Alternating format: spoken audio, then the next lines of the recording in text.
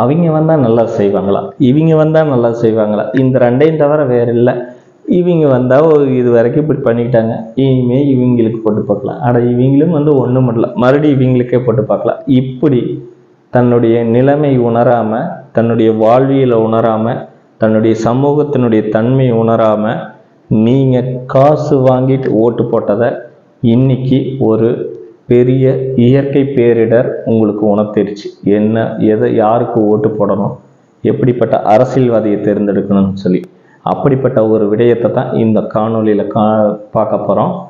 உயிர்மை வலையொலிக்காக நான் உங்களுடன் வசந்தகுமார். வாங்க காணொலிக்குள்ள போவோம்.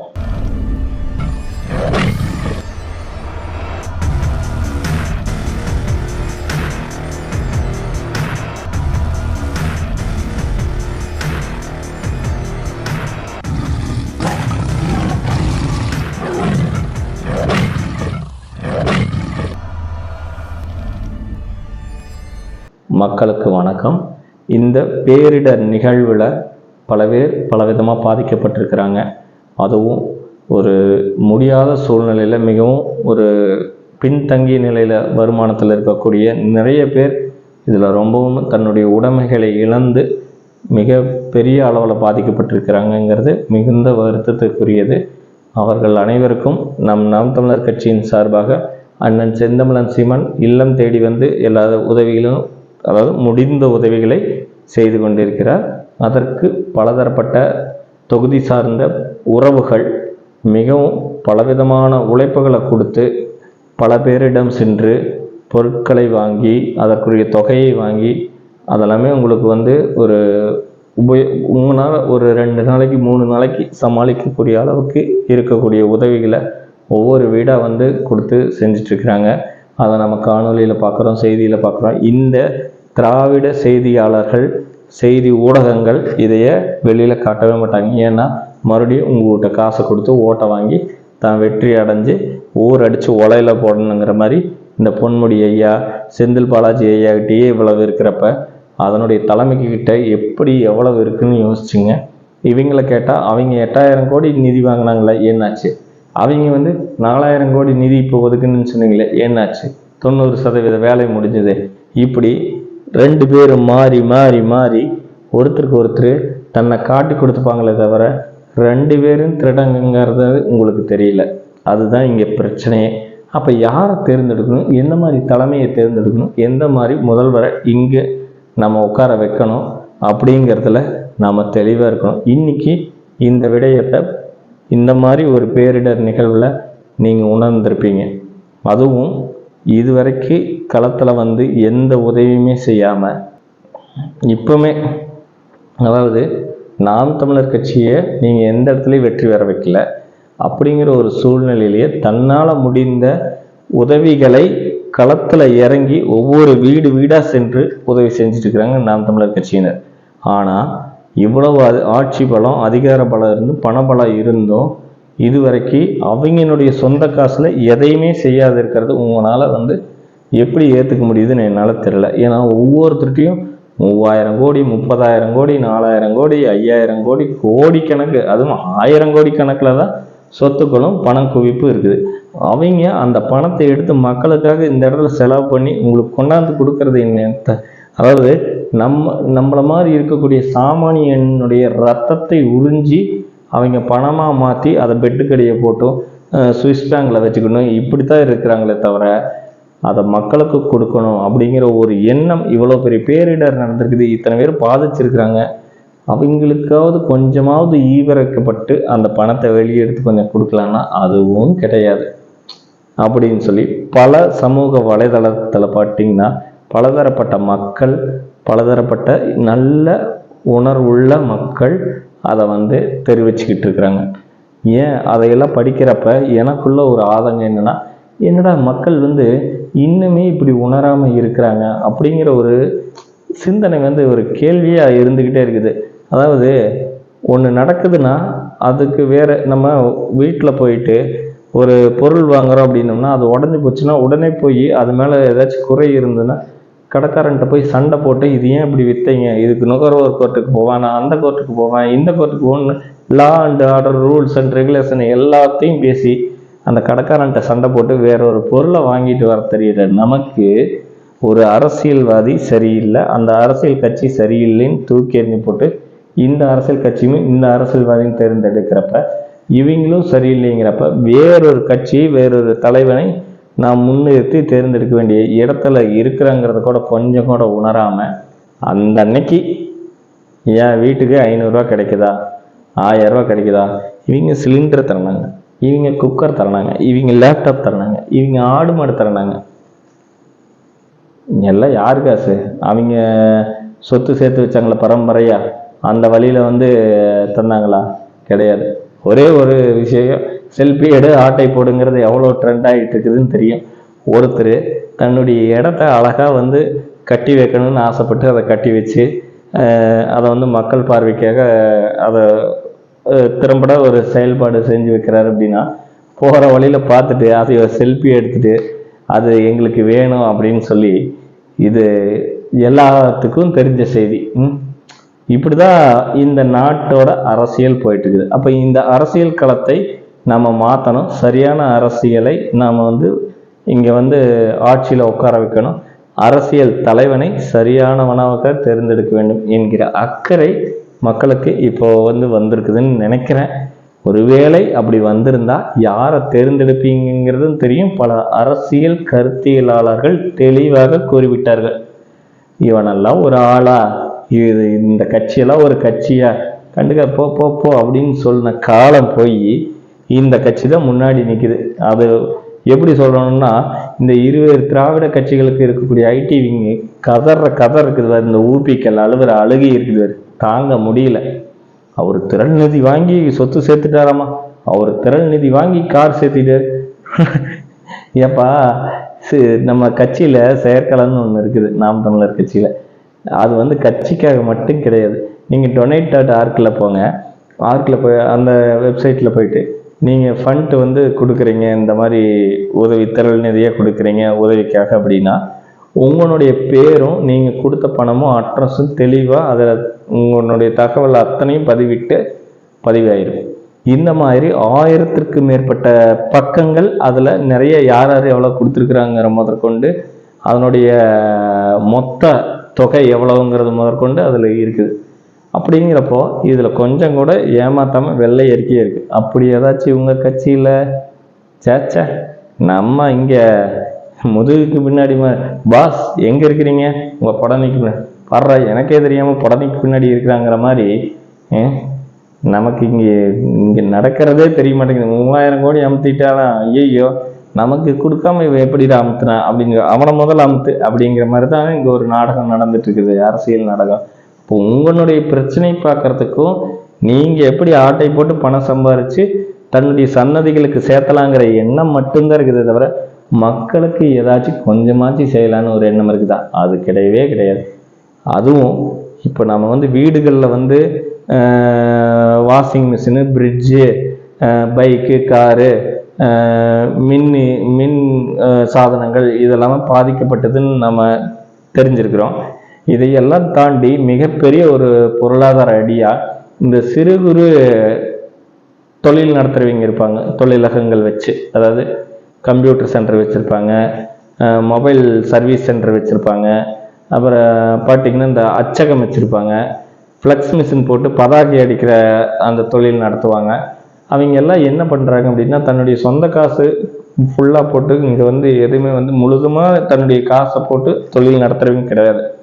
வங்கியிலையும் மகளிர் குழுவிலையும் வெளியிலையும் வட்டிக்கு வாங்கி அந்த தொழிலை நடத்துகிறாங்க. இன்றைக்கி ஒரு பதாகை மிஷினில் இருக்கக்கூடிய அந்த ஹெட்டு, பிரிண்ட் ஓடுற ஹெட்டு போயிடுச்சுன்னா எவ்வளோ பெரிய பிரச்சனைன்னு எனக்கு தெரியும்.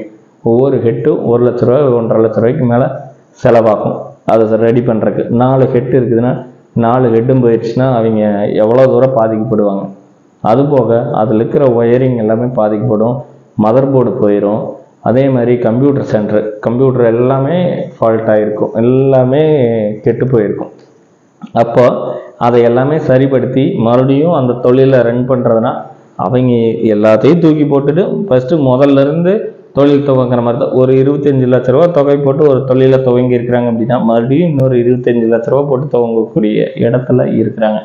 இதற்கான நஷ்ட ஈடு ஏதாச்சும் மத்திய அரசோ, அதாவது ஒன்றிய அரசோ, மாநில அரசோ ஏதாச்சும் தருதா? கிடையவே கிடையாது. அவங்க எவ்வளோ தூரப்பா அவங்க வாழ்வியலை இழந்து நிற்கிறாங்க. அதை நம்பி வரக்கூடிய வேலைக்கு வரக்கூடிய பல பேரும் அந்த அதாவது ஒருத்தர் தொழில் வச்சு நடத்துறாரு அப்படின்னா அவங்ககிட்ட 2 பேர் வேலை பார்ப்பாங்க இல்லைங்களா? அவங்களும் அந்த தொழிலை நம்பி அதில் சம்பளம் வாங்கி அவங்க குடும்பத்தை வழி நடத்தக்கூடிய இடத்துல இருக்கக்கூடிய சூழ்நிலையில் இப்போ அந்த வருமானம் பாதிக்கப்பட்டுருச்சு. அதாவது 2 பேருக்கு வாழ்க்கையும் பாதிக்கப்பட்டுருச்சு. அதை தொழிலை நடத்தக்கூடிய நிறுவனத்துடைய முதலாளியோட வாழ்க்கையும் தலைகீழாக மாறிப்போச்சு. இப்போது இது அந்த ஜங்ஷன், தூத்துக்குடியில் ஜங்ஷனுங்கிற அந்த இடத்துல பார்த்துட்டிங்கன்னா எத்தனை கடைகள் இருக்குது தெரியுங்களா? அத்தனை கடைகளுக்குள்ளும் தண்ணி, அத்தனை பொருட்களும் வீண். எப்படி அவங்க சமாளிக்க போகிறாங்க அப்படின்னா ரொம்ப பயமாக இருக்குது. அப்போது இந்த அரசு மொத்தத்தில் இவங்க 8000 கோடி, இவங்க 4000 கோடிங்கிறாங்க. 1000 கோடியில் எல்லாமே ஆட்டை போடுறீங்களே, மக்களை கொஞ்சமாவது இவ்வளோ பாதிப்புக்குள்ளாவாங்க அப்படின்னு கொஞ்சமாவது ஏதாச்சும் நல்லது செய்யலான்னு ஒரு எண்ணம் இருக்குதா? அப்போது இவங்களை இந்த இடத்துல உட்கார வச்சது எங்கள் தப்பு. எங்கள் தப்புனா இந்த மக்களுடைய தப்பு. இந்த தமிழ்நாட்டு மக்கள் தவறிழைத்து விட்டார்கள் உங்களுக்கு ஆட்சியை தந்து, அதிகாரத்தை தந்து. அப்போ அவங்கள மொட்டை அடித்து காது குத்தணும்னு தான் பார்க்குறீங்களே தவிர, இது வரைக்கும் காது குத்துறது கூட கம்மல் வாங்கி குத்துறாங்கன்னா அது கிடையாது. ஊசியில் குத்துட்டு பூவை கோத்துட்டு போயிடுவீங்க. அப்படித்தான் இங்கே இருக்குது சூழ்நிலை. அப்போ இங்கே என்ன மாதிரி அரசியல் போயிட்டு இருக்குது அப்படிங்கிறத மக்கள் உணர்ந்துட்டாங்க. இன்னைக்கு ஒன்றும் இல்லை. அதுக்கு ஒரு சின்ன எடுத்துக்காட்டாக பேசணும்னா, மற்ற கட்சியினருடைய வாகனத்தை நிவாரணப் பொருட்கள் கொண்டாந்த வாகனத்தை மக்கள் உள்ள விடல. நாம் தமிழர் கட்சி கொண்டாந்த வாகனத்தை உள்ள விட்டு நீங்கள் போங்க நீங்கள் போங்க தலைவா, நீங்கள் தாங்க கொடுக்கணும், இவங்களுக்கெல்லாம் ஒரு வெக்கமான சூடு சொரணை எதுவுமே இல்லைங்க தலைவா, நாங்கள் பார்த்துக்கிறோங்க தலைவா அப்படின்னு சொல்லி வழி அனுப்புகிறாங்க. உங்களுக்கு தாங்க நீ ஓட்டு, நாங்கள் புரிஞ்சுக்கிட்டோங்க, இவங்களுக்கெல்லாம் காசை வாங்கிட்டு ஓட்டு போட்டது தப்புங்க அப்படின்னு பொருட்களை அவங்க கொடுத்த பொருட்களை தூக்கி எறிஞ்சு தரையில் அடித்து சொல்கிறாங்க மக்கள். அப்போது எந்த அளவுக்கு மக்கள் மனதை நீங்கள் பாதிச்சிருக்கிறீங்கன்னு பார்த்துங்க. சத்தியமாக சொல்கிறேன், ஏதாச்சும் திருடுற படத்தில் கொஞ்சமாவது நல்லா செய்யுங்க. வாங்கி வாங்கி வாங்கி வீட்டில் அடுக்கி வச்சுக்கிறதுக்கும் பதுக்கி வச்சுக்கிறதுக்கும் சுவிஸ் பேங்கில் போட்டு வச்சுக்கிறதுக்கும் அதை எப்படியெல்லாம் பரிமாற்றம் பண்ணலான்னு நினைக்கிறதுக்குமே தவிர, அதிலையாவது கொஞ்சம் எடுத்து மக்களுக்காக ஏதாச்சும் செஞ்சால் பரவாயில்ல, அதையும் செய்யறதில்ல. அப்போ மக்களுக்கு என்ன தான் செய்கிறீங்க? வெறும் இலவச திட்டத்தை கொடுத்து ஓட்டுக்கு பணம் தந்து மக்களை ஏமாற்றி அடிமுட்டாளாக்கி அவங்கள பொருளாதார பிரச்சனையிலேயே வச்சு சிந்திக்கவே விடாமல் மதுவுக்கும் அடிமையாக்கி கோட்டருக்கும் கோழி பிரயாணிக்கும் ஒரு கூட்டத்தை கூட்டி எப்படி இப்படி, அதாவது உங்களை தப்பு சொல்லவே முடியாது, மக்கள் தான் இதை உணரணும். இப்போது உங்களை எந்த அளவுக்கு வச்சுருக்கிறாங்க, ஒரு கலந்தாய்வு வச்சாங்கன்னா அந்த கலந்தாய்வில் மீட்டிங், அரசியல் மீட்டிங் வச்சாங்கன்னா சேலைக்கும் 200 ரூபா பணத்துக்கும் அவங்க போடுற பிரியாணி சோத்துக்கும் நம்ம போகிற ஒரே காரணத்தினால தான் நாம் இந்த அளவுக்கு அவங்களுக்கு அடிமைப்பட்டு கிடக்கிறங்கிறத நீங்கள் உணரணும். அப்போது நாம் விழித்தெழணும். அப்படின்னா இன்னைக்கு அரசியல் களத்தில் மக்களுக்காக மக்களோடு தோளோடு தோள் கொடுத்து நிற்கிற ஒரே மனிதன் மாமனிதன் செந்தமிழன் சீமான் அண்ணன். அதுவும் எல்லா இடத்துலையும் எல்லா போராட்டத்திலையும் மக்களுக்காக நாம் தமிழர் கட்சி உறவுகள், தம்பிகள், தங்கைகள், அக்காக்கள், அம்மாக்கள், அப்பாக்கள்னு எல்லாம் உறவாக குடும்பமாக ஒரு கட்சி நிற்குது அப்படின்னா அது நம்ம நாம் தமிழர் கட்சி தான். அந்த கட்சியை நீங்கள் ஜெயிக்க வச்சா மட்டும்தான் இனி நமக்கான உரிமையும் அடிப்படை வசதிகளையும் வென்றெடுக்க முடியும், வாங்க முடியும், கேட்க முடியும், செய்ய முடியும். இல்லை அப்படின்னா இன்னமும் இது சோமாலியா மாதிரி இலங்கையில் பொருளாதார பிரச்சனை நடந்தப்போ செய்திகளில் பார்த்துருப்பீங்களா, அந்த மாதிரி ஒரு நிலைமைக்கு கொண்டாந்து நம்மளை தள்ளிடுவாங்க. அப்போ நம்ம என்ன பண்ணணும்? இன்னமும் வேறு மாதிரி செயல்படணும். நம்ம மாற்றி யோசிக்கணும். மாற்றம் என்பது சொல் அல்ல செயல். வருகின்ற நாடாளுமன்ற தேர்தல் வருது இல்லைங்களா, விவசாயி சின்னத்தில் இப்படி கை கட்டி கரும்பு வச்சுட்டு இருப்பாப்புல இல்லை, விவசாயி எல்லாம் செத்துக்கிட்டு இருக்கிறாங்க, இருக்கிற இடத்தையும் எல்லாம் எழுதி வாங்கிட்டு எல்லாம் துரத்திக்கிட்டு இருக்கிறாங்க. அப்போ விவசாயத்தை வந்து நீங்கள் அழிச்சிட்டு ஒரு நிறுவன கொள்கையை கொண்டாடுறீங்க அப்படின்னா அது வந்து சுடுகாடாகக்கூடிய தன்மையை பெறக்கூடிய நாடாயிரும். நாடே சுடுகாடாயிரும். விவசாயிகள் செத்துட்டு இருக்கிறாங்க, விவசாயம் செத்துட்டு இருக்குது. இன்னைக்கு ஆறு குளம் ஏரி எத்தனையோ இருந்தது, கம்மாயெல்லாம், அதெல்லாம் இன்னைக்கு ஒன்னையும் காணும். வேளச்சேரி ஏரி பகுதி இவ்வளோ பெரிய ஏரி இவ்வளோ சின்னதாயிருச்சு. நம்ம பிரச்சனை இவ்வளோ பெரிய பிரச்சனை வந்து இவ்வளோ சின்ன பிரச்சனை ஆகிறதுட்டு போட்டு இவ்வளோ பெரிய ஏரி இவ்வளோ சின்ன ஏரி ஆக்கி விட்டு இவ்வளோ சின்ன பிரச்சனையை இவ்வளோ பெரிய பிரச்சனையாக்கி மக்களை எல்லாம் தண்ணீரில் தத்தளிக்க விட்டு இன்னைக்கு வந்து வேடிக்கை பார்க்கக்கூடிய இடத்துல தான் இந்த ஆட்சியாளர்களும் ஆட்சி ஆண்டவர்களும் இருக்கிறாங்க அப்படிங்கிறத இந்த வலையொலி மூலமாக தெளிவாக உங்களுக்கு உணர்த்துறேன். அப்போ நமக்கான கட்சி அப்படின்னா நாம் தமிழர் கட்சி, நமக்கான சின்னம் அப்படின்னா விவசாய சின்னம். விவசாய சின்னத்தில் வாக்களிப்போம், நமக்குன்னு உரிய மாற்றத்தை அடைவோம், நாம்ளே இந்த நாட்டை ஆளணும். அதற்கான தகுதி செந்தமிழன் சீமானுக்கும் நாம் தமிழர் கட்சிக்கும் நாம் தமிழர் கட்சியோட பிள்ளைகளுக்கும் மட்டும்தான் இருக்குதுங்கிறத இன்றைய களப்பணியில் நீங்கள் பார்த்துருப்பீங்க. இது வரைக்கும் யார் கூட நிற்கிறான் அப்படின்னா செந்தமிழன் சீமானன் தான்.